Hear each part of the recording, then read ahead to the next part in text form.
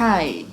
In this video, I'm going to show you on how to open Google Slides in two different ways. So number one, from Gmail. Okay, as you can see, naka-open yung aking Gmail account. Okay, click this one, Google Apps, and then click Slides. As you can see, na-open siya sa panibagong tab. Okay, so this is the Slides home. As you can see, we can start a new presentation in blank. Ibig sabihin, gagawa ka ng presentation, gagamit ka ng blank presentation, wala pang layout, wala pang design. But we have here a template, we have here a given layout or design na pwede mong pagpilian. To more option, click mo lang tong template gallery. As you can see, marami kang pagpipilian dyan ng mga layouts or design.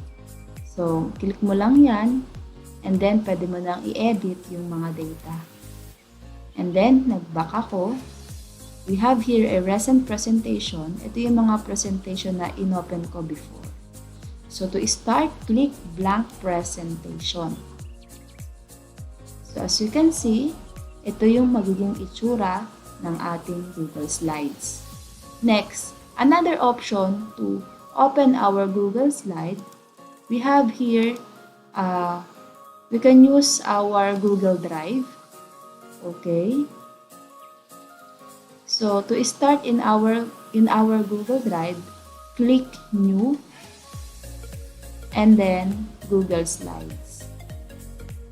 And then we have here two options, blank presentation or from a template. Again, blank presentation, gagamitin to kapag gagawa ka ng slide from the scratch, or you can use different galleries or template.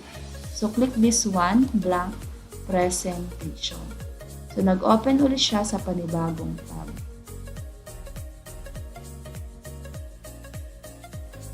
So, kapag nakita nyo na yung ganitong interface, pwede na kayo mag-start gumawa. So, nasa inyo kung papaano, kung anong ways ang gagamitin nyo to open Google Slide.